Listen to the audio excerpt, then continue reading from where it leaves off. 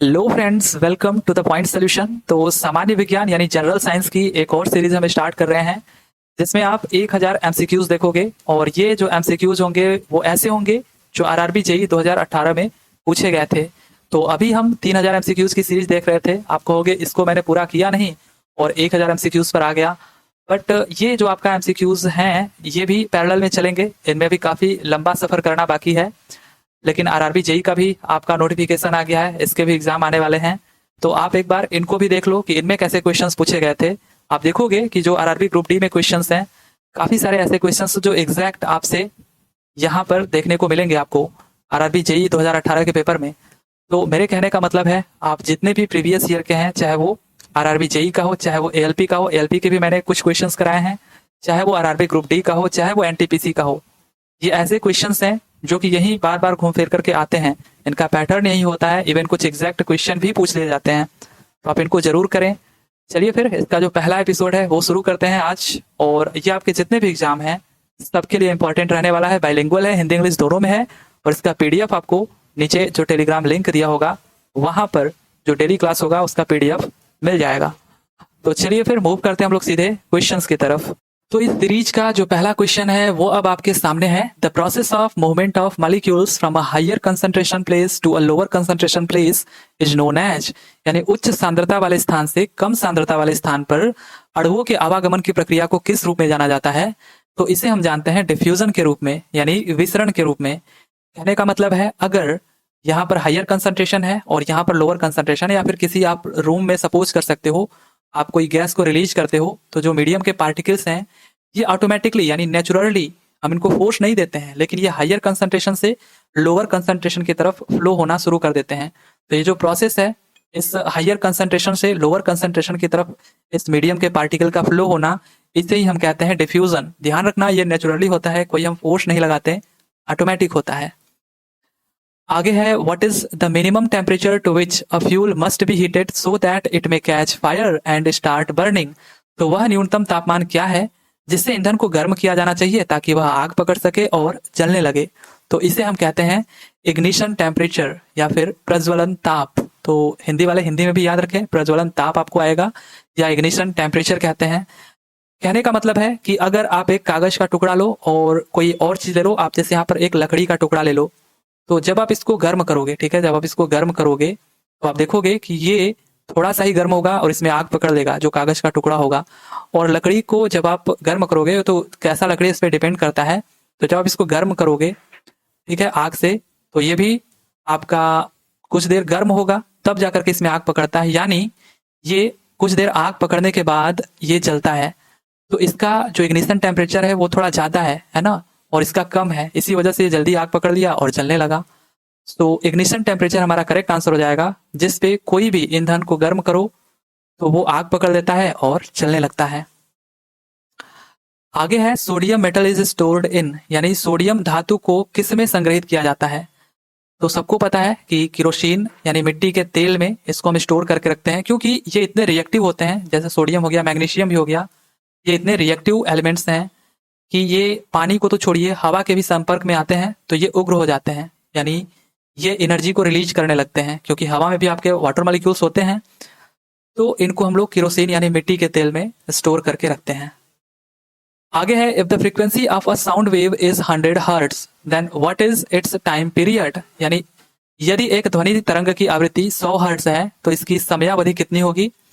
Simple सा सवाल है। आपको पता है जो फ्रीक्वेंसी होता है और टाइम पीरियड, ये दोनों एक दूसरे के रेसिप्रोकल होते हैं, है ना। और साथ ही साथ अगर कोई भी हम बात करें, कोई भी आपका वेव हो, उसमें भी अगर वो साइनोसॉइडल है तो साइनोसॉइडल, या फिर स्क्वायर वेव हो, जैसा भी हो, तो उसमें ये आपका एक साइकिल है। अब यही साइकिल अगर फिर से ऐसे रिपीट होती है, यही साइकिल फिर से ऐसे रिपीट होती है, तो इसमें जो एक साइकिल चली है, इस एक साइकिल तक का जो टाइम है, इस टाइम को हम कहते हैं टाइम पीरियड। ये टाइम कुछ भी हो सकता है, लेकिन अगर हम बात करें एक सेकेंड का, कि एक सेकेंड में ये जो साइकिल ऐसे चल रही है, ये कितनी बार रिपीट हो जाती है, कितनी बार रिपीट हो रही है, उसी को हम लोग कहते हैं फ्रीक्वेंसी। जैसे आपके घरों में जो बिजली आई हुई है वो 50 हर्ट्ज फ्रीक्वेंसी पर आती है। इंडिया में अपने 50 हर्ट्ज पे ही हमारी जो सप्लाई सिस्टम है बिजली का वो चलता है। कहने का मतलब कि आप देखे होगे जो पहले बल्ब आपका 100 वाट का आता था, अब थोड़ा कम आने लगा है। ये 1 सेकेंड में कितनी बार जलता बुझता था? 50 बार। ठीक है, यानी 50 बार ये साइकिल रिपीट होती थी 1 ही सेकेंड में, तभी आपको ये 50 बार जलता बुझता हुआ दिखाई देता था। हालांकि आपको तो ये जो बल्ब है वो हमेशा जलता हुआ ही दिखाई देता था, क्योंकि 1 सेकेंड में आप सोचिए 50 बार ये ऑन ऑफ हो रहा है, तो हमेशा आपको ब्राइट वाली ही चीज दिखेगी। तो इसी वजह से आपको जलता हुआ केवल दिखता था, लेकिन 50 बार ये ऑन ऑफ होता था। तो इसकी जो फ्रीक्वेंसी थी वो 50 हर्ट्ज थी, और यहाँ पर हमको फ्रीक्वेंसी 100 हर्ट्ज दिया हुआ है। तो एक चीज तो कंफर्म है कि 1 सेकेंड में 100 बार ये साइकिल रिपीट हो रही है। तो टाइम पीरियड जो इसका है, यानी जो एक रिपीटेशन है वो कंफर्म है कि 1 सेकेंड से तो कम ही होगा। तो आप देख सकते हो 1 सेकेंड से कम एक ही ऑप्शन आपका दिया है, तो फर्स्ट ऑप्शन आपका करेक्ट हो जाएगा। इतना खराब ऑप्शन ही दिया गया था कि आप देखते ही देखते टिक कर सकते थे, और ज्यादा कुछ इसमें भी दिक्कत नहीं, आप कैलकुलेट करके भी बता सकते थे, क्योंकि 1/t को अगर हम लिखें तो 1/f हो जाएगा, और फ्रिक्वेंसी आपको 100 गिवन है, तो ये आपका सिंपली 0.01 सेकेंड हो जाएगा। फर्स्ट ऑप्शन आपका करेक्ट हो जाएगा। आगे है, a group of more than 3 atoms carrying a charge is known as dash ion, यानी एक चार्ज वाले 3 से अधिक परमाणुओं के समूह को किस आयन के रूप में जाना जाता है? तो इसे हम कहते हैं पॉलीएटॉमिक। नाम से भी पता चल रहा है कि 3 से अधिक है ना? तो अगर 2 एटम्स हैं तो उनको हम लोग डाई एटॉमिक बोलेंगे, 3 है तो ट्राई, और 1 है तो मोनो। जैसे आपका कोई भी एलिमेंट हो गया, फ्लोरीन क्लोरीन, है ना, डाई एटॉमिक में आप देख लो, जैसे हाइड्रोजन हो गया आपका, नाइट्रोजन हो गया, ये सब डाई एटॉमिक हो गए। पॉलीएटॉमिक, और ऊपर से कह रहा है कि चार्ज भी होना चाहिए। तो आप देख लो, जैसे आपका SO4 हो गया, इस पे 2 माइनस चार्ज भी है, और 1 सल्फर का एटम हो गया, 4 ऑक्सीजन के, टोटल मिलाकर के 5 आपके हो गए ना। तो 3 से अधिक एटम हैं तो पॉलीएटॉमिक हो गया। आप और भी एग्जांपल देख सकते हो, NO3 पे 2 माइनस हो गया, या फिर प्लस वाला भी देख लो, NH4 पे प्लस हो गया, 1 चार्ज है। तो ये आपके क्या है? पॉलीएटॉमिक है। ये आपका मोनो, ये आपका डाईएटॉमिक। आगे, विच organ in the human body regulates the sugar content in the blood, यानी मानव शरीर में कौन सा अंग रक्त में शर्करा की मात्रा को नियंत्रित करता है? तो अगर आपसे ऑर्गन पूछे तो पैनक्रियाज, यानी अग्नाशय, जो आपके शरीर का पैनक्रियाज है, इनमें कुछ क्लस्टर ऑफ सेल्स, यानी जिसे हम लोग क्या बोलते हैं, आइलेट्स ऑफ लैंगरहैंस, ये होता है। ये भी आप देखोगे तो इनमें आपके अल्फा सेल, बीटा सेल और डेल्टा सेल, ठीक है, डेल्टा सेल और एफ सेल, ये 4 टाइप के सेल होते हैं। इसमें भी ये जो आपका बीटा सेल है, ये रिलीज करता है इंसुलिन हार्मोन को। जो इंसुलिन होता है, ये आपका हार्मोन होता है जो हमारे ब्लड में ग्लूकोज की मात्रा को कंट्रोल करने का काम करता है, क्योंकि यही हमारा जो भी हम कुछ खाते पीते हैं, फाइनली ये ग्लूकोज के फॉर्म में टूटता है। अगर इसकी मात्रा अधिक हो गई तो इसको कंट्रोल करने के लिए ही ये जो बीटा सेल है वो इंसुलिन को सिक्रेट करता है। तो ऑर्गन पूछे तो पैनक्रियाज यानी अग्नाशय, और सेल पूछे तो बीटा सेल, राइट। आगे है, in which part of the human ear is amplification of sound done by 3 bones, यानी मानव कान के किस भाग में 3 हड्डियों द्वारा की गई ध्वनि का प्रवर्धन होता है? तो ये होता है मिडिल ईयर में, आपके मध्य कान में। और कौन कौन सी हड्डियां होती हैं? जो 3 हड्डियां दिया गया है, ये आपसे पूछा जाता है। तो ये आपका पहला मैलियस, दूसरा इनकस, तीसरा स्टेपीज। इनके अदर नेम भी है, इनको भी आप याद रखो, क्योंकि कुछ भी आपको ऑप्शन में दिया जा सकता है। मैलियस यानी कि हैमर कहते हैं, इनकस को एनविल, और स्टेपीज को स्टीरअप कहते हैं। और ये हमारे शरीर की सबसे छोटी हड्डी होती है ना, सबसे छोटी हड्डी। और साथ ही साथ इनका हिंदी भी नाम आप याद रखना, हिंदी वाले, क्योंकि हिंदी को हिंदी में ही लिख दिया जाता है। इसी को जो मैलियस यानी हैमर है, मुक्की, या फिर हैमर से नाम से पता चला, इसी को हथौड़ा भी कहते हैं, है ना। और ये जो आपका इनकस है, एनविल, इसको निहाई कहते हैं, स्टेपीज स्टीरअप को रकाबी कहते हैं। तो ये जो 3 हड्डियां हैं जो मिडिल ईयर में पाई जाती हैं, ये साउंड को लाउडनेस प्रोवाइड करती हैं, यानी उनको एम्पलीफाई करने का काम करती हैं और बढ़ा चढ़ा करके दिखाती हैं, सुनाती हैं हमको, ठीक है। तो डी ऑप्शन करेक्ट हो जाएगा, ये मिडिल ईयर में प्रेजेंट होती हैं, और इनका नाम आप जरूर याद रखिएगा। आगे है, limestone, chalk and marbles are different forms of, यानी चूना पत्थर या चौक हो गया, संगमरमर हो गया, ये किसके विभिन्न रूप हैं? तो ये कैल्शियम कार्बोनेट के विभिन्न रूप हैं। कैल्शियम कार्बोनेट यानी CaCO3, मैंने आपको बताया था, जो प्रीवियस ईयर ग्रुप डी का क्वेश्चन मैंने कराया है, उसमें कई बार बताया है कि जो आपका क्विक लाइम होता है, जो पाउडर फॉर्म में होता है, जो आप बाजार से लाते हो, इसको हम लोग क्विक लाइम बोलते हैं, या फिर इसी को हम लोग अनबुझा चूना बोलते हैं, ठीक है। ये अनबुझा होता है।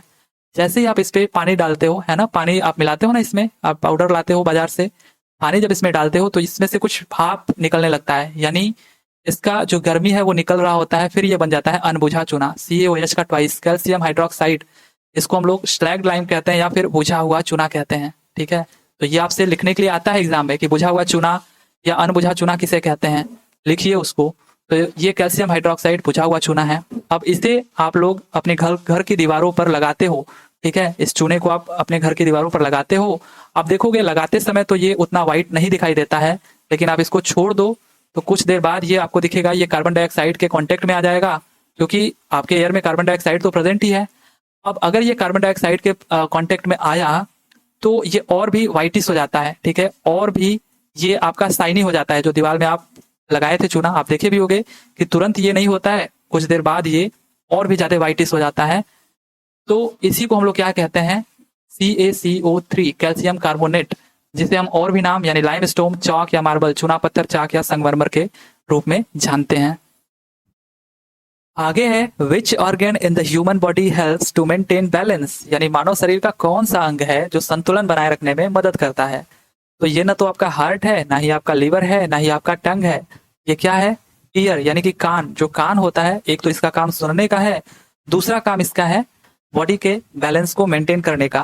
अब यहाँ पर देखिए, जो कान में भी आपका जो इनर पार्ट होता है, जो इनर ईयर होता है ना, उसमें एक वेस्टिबुलर सिस्टम होता है जिसमें कुछ कैनाल्स होते हैं जिसको हम सेमी सर्कुलर कैनाल कहते हैं, और वहीं पर कुछ आर्गन्स होते हैं जैसे आपके ओथोलिटिक आर्गन इनको कहते हैं। अब इन कैनाल्स में कुछ लिक्विड टाइप से, जैसे कैनाल हो गया आपके कान में, है ना, उसमें कुछ लिक्विड टाइप से भरा होता है। अब हमारे गति करने के दौरान, यानी जब हम हिलते डुलते हैं, कहीं चलते फिरते हैं, तो ये भी हिलते डुलते हैं और यही सिग्नल भेजते हैं किसको, सेरिबेलम को, जो कि हमारे ब्रेन में प्रेजेंट है, नर्वस सिस्टम में आपने इसको सुना होगा। सेरिबेलम को ये सिग्नल भेजते हैं, जिससे ये सेरिबेलम ही हमारे बॉडी को कंट्रोल करने का काम करता है कि कितना हमको पैर आगे बढ़ाना है, कितना हमको पीछे चलना है, या कितना हमको हाथ कहीं इधर उधर करना है, ठीक है। आपने सुना होगा जब कोई व्यक्ति शराब पी लेता है तो उसका ये सेरिबेलम वाला पार्ट काम नहीं करता है, जिससे वो ठीक से आगे नहीं बढ़ पाता है ना, वो चीजों की पहचान खो देता है कि कब कितना कदम आगे बढ़ाना है, वो बॉडी को बैलेंस कर ही नहीं पाता है और गिर जाता है। तो ये सेरिबेलम उसका उस टाइम पर काम नहीं कर रहा होता है जब कोई शराब पी लिया होता है। तो ठीक ऐसे ही ये जो इनर ईयर है, ये भी हमारे बॉडी के बैलेंस को मेंटेन करने का काम करती है, राइट। सो कान यानी कि ईयर हमारा करेक्ट आंसर हो जाएगा।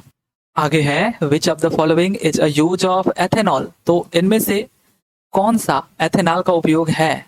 अभी जो हम शराब की बात कर रहे थे ना, उसमें एथेनॉल ही पाया जाता है। और यहाँ पर ऑप्शंस के हिसाब से देखिए, अल्कोहलिक ड्रिंक्स ये आपका करेक्ट आंसर हो जाएगा, इसमें एथेनॉल होता है।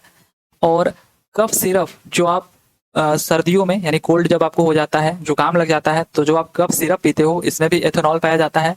इसी वजह से कभी कभी आपके दोस्त मजाक में ही आपसे कह देते हैं कि तुमको अगर कोल्ड है, जुकाम लग गया है, तो चलो एक एक पैक लगा लेते हैं, है ना। और मैन्युफैक्चरिंग पेंट्स, इनमें भी आपका एथेनॉल होता है। तो ये सारे के सारे एथेनॉल का यूज है। तो ऑल ऑफ द एबव या ऑल ऑफ द ऑप्शंस आपका करेक्ट आंसर हो जाएगा। आगे है which of these plants is mainly found in desert, तो इनमें से कौन सा पौधा मुख्य रूप से रेगिस्तान में पाया जाता है। कैक्टस, ये जो कैक्टस है ये कांटेदार पौधा है। इसकी खास विशेषता ये है कि इनकी जो जड़ें होती हैं, ये पानी को लंबे समय तक स्टोर करके रखती हैं, ये इनको ट्रांसफर नहीं होने देती हैं कहीं पर। इसी वजह से ये लंबे समय तक रेगिस्तान में जीवित रह पाती हैं। तो कैक्टस आपका करेक्ट आंसर हो जाएगा। आगे है कि how is the ammeter connected in all circuits to measure current flowing in it. अब अगर मैं बात करूं, यहाँ पर सोर्स है और ये आपका अमीटर हमने कनेक्ट किया। अब आगे आपका सर्किट चाहे जैसा भी है, कुछ भी है, ठीक है, आगे आपका कुछ लोड भी लगा है, तो इसमें कितना करंट फ्लो हो रहा है उसको मेजर करने के लिए जो अमीटर हम लगाते हैं वो सीरीज में लगाते हैं। सी ऑप्शन हमारा करेक्ट हो जाएगा। वहीं पर अगर हमको वोल्टेज कैलकुलेट करना है, वोल्टेज मेजर करना है, तो वो हम लोग स्पेसिफिक जगह का मेजर करते हैं। जैसे ये जो लोड लगा है, कितना वोल्टेज यहाँ का है, तो उसको मेजर करने के लिए हम इसका 2 पॉइंट ढूंढते हैं और वहां पर इसको पैरेलल में कनेक्ट कर देते हैं। तो जो वोल्टेज होता है, जो वोल्ट मीटर होता है वो पैरेलल में लगा होता है, और जो अमीटर वो सर्किट में सीरीज में लगा होता है, ताकि ये जो करंट आ रहा है वो इसको अच्छे से मेजर कर पाए, और ये जो वोल्टेज है वो पैरेलल में लगा होता है ताकि वो इन दोनों पॉइंट के बीच इस लोड का वोल्टेज मेजर कर पाए। तो वोल्ट मीटर पैरेलल में, अमीटर सीरीज में। आगे है the liquid portion of the blood is called, तो लिक्विड पोर्शन जो ब्लड का होता है उसे प्लाज्मा कहते हैं। और कुछ और भी, मतलब मेनली 2 हिस्से होते हैं इसके, एक तो लिक्विड पोर्शन हो गया, एक आपका सेल्स वाला, यानी जो ब्लड सेल होते हैं आपके, है ना, जो ब्लड सेल्स होते हैं, जैसे आपका RBC, WBC, और प्लेटलेट्स, इसमें जो प्लाज्मा होता है यही मात्र आपका 55% होता है, और बाकी जो आपके ये सेल्स हैं ये आपके 45% होते हैं। अब इसमें भी जो आपका आरबीसी होता है वो 44% हो जाता है, तो बाकी जो बचा आपका 1% उसमें डब्ल्यूबीसी और प्लेटलेट्स हो जाते हैं। ये काफी इंपॉर्टेंट है, कई जगह पर पूछा जाता है। बाकी ये जो प्लाज्मा है, जो लिक्विड पार्ट है ब्लड का, इसमें भी जो वाटर होता है वही आपका 90 से 92% हो जाता है, और बचा जो आपका 8 से 10% ये आपका इसमें प्रोटीन्स, मेनली आपके जितने प्रोटीन्स होते हैं वो आ जाते हैं, साथ ही साथ कुछ मिनरल्स और आयंस भी आ जाते हैं। ठीक है, तो ये आपको ध्यान में रखना है, ये डाटा इंपॉर्टेंट है, कई बार पूछा गया है, इसमें से कुछ भी पूछ सकता है। तो प्लाज्मा आपका करेक्ट आंसर हो जाएगा। आगे है, to which of the following family of elements does potassium belong. तो ये मैं आपको कई बार बता चुका हूँ, प्रीवियस ईयर जो ग्रुप डी का करा रहा था। हली ना करब कसपर आप ऐसे ही याद करते हो या फिर जैसे भी याद करते हो, ये आपको पता होगा कि ये पहले ग्रुप के एलिमेंट्स है पीरियोडिक टेबल में, और इन ग्रुप को, पहला जो ग्रुप होता है इसको हम लोग कहते हैं एल्कली मेटल्स या फिर क्षार धातु। तो इसी में आपका आ रहा है पोटेशियम, तो पोटेशियम किससे बिलोंग करता है? एल्कली मेटल से। सो सेकंड ऑप्शन आपका करेक्ट हो जाएगा। वहीं पर आपका अगर ये सेकंड वाले ग्रुप से होता बेमक्का सरबारा, तो इसमें जितने भी आपके एलिमेंट्स है वो एल्कलाइन अर्थ मेटल कहलाते हैं। तो फिलहाल में आपका एल्कली मेटल्स जिसमें आपका पोटेशियम आ रहा है वो करेक्ट हो जाएगा। आगे है, an ammeter has dash resistance so that it passes maximum current through it. तो एक अमीटर की बात कर रहा है, बाय डिफॉल्ट ये आपका प्रैक्टिकल अमीटर है, और यहाँ पर पूछ रहा है, ये सपोज कर लेते हैं हम, कुछ ऐसा सर्किट है, अगेन यहाँ पर एक लोड लगा है और यहाँ पर सोर्स है जिससे ये बल्ब मान लीजिए जलना है। तो अमीटर को हम सीरीज में लगाते हैं, अभी हम देख करके आ रहे हैं। तो कह रहा है इस अमीटर का रेजिस्टेंस कितना होना चाहिए। अब सोचिए यहाँ पर अगर करंट लेट अस सपोज ये आपका 100 वोल्ट का है, और ये जो लोड है इसका रेजिस्टेंस 5 ओम का है, और यहाँ पर भी रेजिस्टेंस 5 ओम का है, तो टोटल 10 ओम का रेजिस्टेंस हो गया। अब यहाँ पर अगर हम करंट की बात करें तो कितना हो जाएगा, जब ये अमीटर नहीं लगा है तो 100 डिवाइडेड बाई जो आपका रेजिस्टेंस है, यही तो होता है आपका current. I is equals to total voltage जो है V बाई आर, तो ये आपका 10 एम्पियर का करंट यहाँ से फ्लो कर रहा होता। लेकिन अगर इस अमीटर का भी कुछ रेजिस्टेंस आ जाए, है कि नहीं, अमीटर का रेजिस्टेंस हम मान लेते हैं 10 ओम आ गया, ऐसे ही बस एग्जाम्पल के लिए, तो तब तो ये 5 5 10 और ये 10 मिलकर के टोटल 20 ओम का रेजिस्टेंस हो जाता, और आपका जो करंट है वो 5 एम्पियर आता। मतलब ये अमीटर जो रीडिंग करती है वो 5 एम्पियर देती, जबकि बिना अमीटर के इसमें करंट कितना फ्लो हो रहा था, 10 एम्पियर का। तो आपका गलत ये रीडिंग हो जाता। इस वजह से इस अमीटर का जो रीडिंग है, इसका जो रेजिस्टेंस है वो बहुत ही कम होता है, बहुत ही कम। ठीक है, अगर आइडियल होता, अगर यहीं पर आइडियल पूछा होता, यानी आदर्श यहाँ पर लिखा होता आदर्श अमीटर, तो यहाँ पर जो रेजिस्टेंस की वैल्यू होती वो 0 होती, और अगर आइडियल नहीं है तो हम कह सकते हैं बहुत ही कम होगी, वेरी लेस। तभी तो इस रेजिस्टेंस को आप इग्नोर कर दोगे, तो जो करंट पहले फ्लो रही थी 10 एम्पियर वही अभी भी फ्लो होगी। तो सी ऑप्शन आपका करेक्ट हो जाएगा। आगे, विच of the following disease is a disease of the lung. इनमें से कौन सा रोग फेफड़े का रोग है? तो ये है आपका ट्यूबरकुलोसिस, यानी क्षय रोग। किसके कारण होता है? माइकोबैक्टीरियम ट्यूबरकुलोसिस के कारण। सो बी ऑप्शन आपका करेक्ट है। आगे है, if a convex lens forms a real inverted same size image at 30 centimetre then the object is placed dash in front of the lens. तो ये देखिए आपका लेंस से काफी क्वेश्चन पूछे जाते हैं, या फिर मिरर से, तो दोनों में थोड़ा बहुत डिफरेंस होता है। जैसा आपने मिरर का कॉन्सेप्ट देखा था, कुछ वैसा ही यहाँ पर भी होता है कि ये लेंस है, इसमें आपका ये वर्चुअल साइड हो गया, ये रियल साइड। अब ऑब्जेक्ट और इमेज का साइज अगर सेम है तो ऐसी कंडीशन तब आती है, जैसे कि ये आपका अगर f1 है, ये आपका 2f1 है, तो ठीक इतने ही डिस्टेंस पर आपका f2 हो गया और ये आपका 2f2 हो गया। अब ऑब्जेक्ट अगर 2f1 पर रखा गया है और इससे पास होने वाली जो रे है अगर इस लेंस से पास होती है पैरेलली, ठीक है, पैरेलल कोई रे आ रही है, लेंस से पास होने के बाद ये फोकस से होकर के चली जाती है रियल साइड में, जैसे मिरर में जाती थी। और जैसे मिरर में सेंटर ऑफ कर्वेचर से कोई रे पास होती थी तो वापस रिटर्न हो जाती थी उसी डायरेक्शन में, ऐसे ही इसमें जो ऑप्टिकल सेंटर से रे पास होगी वो उसी डायरेक्शन में सीधे चली जाएगी। ठीक है, तो यहाँ पर कुछ आपका इमेज बन जाएगा, और ये इमेज आप देखोगे कि साइज इनका सेम होगा। अगर ये h है तो ये भी h है, साथ ही साथ इमेज का जो डिस्टेंस है वो और जो ऑब्जेक्ट का डिस्टेंस है इस ऑप्टिकल सेंटर से वो सेम होता है। तो आप देख लो यहाँ पर 30 सेंटीमीटर है, तो ये भी आपका 30 सेंटीमीटर होगा ऑब्जेक्ट से जो डिस्टेंस है वो, राइट। तो ऐसे और भी जो क्वेश्चंस आएंगे उन पे अभी हम लोग और भी कॉन्सेप्ट देखेंगे। फिलहाल में आप देखो कि सेम साइज कब बनता है।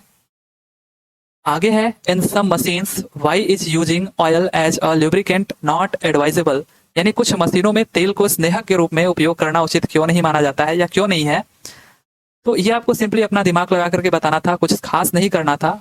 तो यहाँ पर हो जाएगा कि कभी कभी तेल का मशीनों के कुछ हिस्सों में रिसाव हो जाता है जिससे काम करने की अवांछनीय बाधा उत्पन्न हो जाती है। तो सिंपली सी ऑप्शन हमारा करेक्ट है। आगे है according to World Health Organization the soft water has 0 to 10 milligram per litre as calcium carbonate. तो WHO के अनुसार कह रहा है शीतल जल में कैल्शियम कार्बोनेट कितना होता है, यानी 0 से कितना मिलीग्राम प्रति लीटर होता है। तो ये 0 से 60 मिलीग्राम पर लीटर होता है। यह आप ध्यान में रखना, कितना 0 to 60 मिलीग्राम पर लीटर होना चाहिए अकॉर्डिंग टू WHO। आगे है in universal indicators red colour shows a pH of, यानी सार्वभौमिक जो संकेतक होते हैं उसमें लाल रंग किस पीएच मान को दर्शाता है। तो ये दर्शाता है 0 से 3 जो पीएच वैल्यू होती है, यानी स्ट्रॉन्ग एसिड को रेड कलर से दर्शाया जाता है। आपने देखा भी होगा जो पट्टी बनी होती है। यहाँ पर आप देख भी सकते हो जो प्रबल अम्ल है यानी जो स्ट्रॉन्ग एसिड है उनको लाल रंग से, ये 0 से 3 आप कर लो सिंपली, ठीक है। इतना जो पीएच वैल्यू होता है वो स्ट्रॉन्ग एसिड होता है। थोड़ा और ऊपर जाएंगे तो थोड़ा वीक एसिड आएगा आपका, ये आपका नारंगी या फिर पीला कलर का होता है, ठीक है। और 7 आप जानते हो उदासीन, और ये हरा कलर से दिखाया जाता है। थोड़ा और ऊपर आओगे 8 से 11 तो ये आपका वीक बेस होगा यानी दुर्बल क्षार, इसको नीला कलर से दिखाया जा रहा है। और अगर 11 या 11 से ज्यादा है तो इसको प्रबल क्षार और ये बैगनी कलर से दिखाया जाता है। तो ये भी आप टेबल ध्यान में रखिएगा। बाकी यहाँ पर आपका 0 से 3 करेक्ट आंसर हो जाएगा। The acceleration experienced by an object during a free fall is independent of its। तो जो एक्सेलरेशन होता है, कोई भी ऑब्जेक्ट अगर गिर रहा है मुक्त अवस्था में, वो भी कह रहा है फ्री फॉल इसका हो रहा है, तो इनमें से किस पे वो डिपेंड नहीं करता। तो इनमें से जो मास है, द्रव्यमान है, इस पे वो डिपेंड नहीं करता है। आगे है what is the shape of cocky bacteria, यानी कोकस जीवाणु का आकार क्या है। तो ये आपका होता है स्फेरिकल शेप का, गोलाकार शेप का। आपसे एग्जाम में और भी चीजें पूछ सकता है, ठीक है। जो आपका बैसिली होता है, ये इसका जो शेप होता है वो कैसा होता है, तो ये रॉड के आकार का होता है, रॉड शेप्ड होता है। और जो स्पिरिल्ला होता है इसका जो आकार है नाम की तरह ही यानी स्पाइरल होता है, ये सर्पिल आकार, ठीक है। तो यहाँ पर जो आपका करेक्ट आंसर है स्फेरिकल, क्योंकि हमसे पूछा था कोकी बैक्टीरिया, ये गोलाकार होता है इसका साइज। आगे है विच nutrients provides the maximum energy on breakdown, यानी कौन सा पोषक तत्व टूटने पर अधिकतम ऊर्जा प्रदान करता है। तो यहाँ पर मैक्सिमम एनर्जी लिखा गया है, ध्यान दीजिएगा, क्विक या फिर इंस्टेंट एनर्जी नहीं लिखा गया है। अगर आपसे यही चीज क्विक एनर्जी या फिर इंस्टेंट एनर्जी लिखा होता तो आप कार्बोहाइड्रेट्स की तरफ जाते, लेकिन यहाँ पर मैक्सिमम एनर्जी पूछा गया है तो फैट्स इसका करेक्ट आंसर होगा, यानी वसा। ये ऐसे न्यूट्रिएंट्स है जो ब्रेकडाउन के बाद मैक्सिमम एनर्जी या कह सकते हो ये एनर्जी एफिशिएंट होते हैं, यानी मैक्सिमम एनर्जी प्रोवाइड करते हैं। और ये क्विक एनर्जी यानी जब आप कोई खेल खेल रहे होते हो, आप थक जाते हो, आपको इंस्टेंट एनर्जी की नीड होती है, तब आप कार्बोहाइड्रेट यानी कि ग्लूकोज वगैरह लेते हो। तो क्विक एनर्जी के लिए कार्बोहाइड्रेट्स और मैक्सिमम एनर्जी पूछे तो फैट्स। आगे है which of the following is equal to hertz, यानी इनमें से कौन सा हर्ट्स के इक्वल है। अभी हम लोग रिलेशन देख करके आ रहे हैं फ्रीक्वेंसी और टाइम पीरियड में कि दोनों एक दूसरे के रेसिप्रोकल होते हैं। टाइम पीरियड का जो यूनिट हो जाएगा सेकंड, तो सेकंड इनवर्स हमारा करेक्ट आंसर हो जाएगा। K shell is the dash energy level. अब कोई भी आपका एटम है, ये उसका न्यूक्लियस हो गया, और इसके बाहर ये जो ऑर्बिट्स होते हैं जिनको हम शेल कहते हैं, ये सिंपली आपके होते हैं KLMN। अब ये जो आपका के शेल है उसी का पूछा है जो एनर्जी लेवल, कौन सा एनर्जी लेवल है इसका। तो फर्स्ट एनर्जी लेवल आपका होता है K, सेकेंड आपका होता है L, थर्ड M और ये फोर्थ N। तो यहाँ पर ये आपका फर्स्ट यानी सेकंड ऑप्शन करेक्ट हो जाएगा, मतलब ये जो फर्स्ट लिखा है, ठीक है, ये आपका सही आंसर है।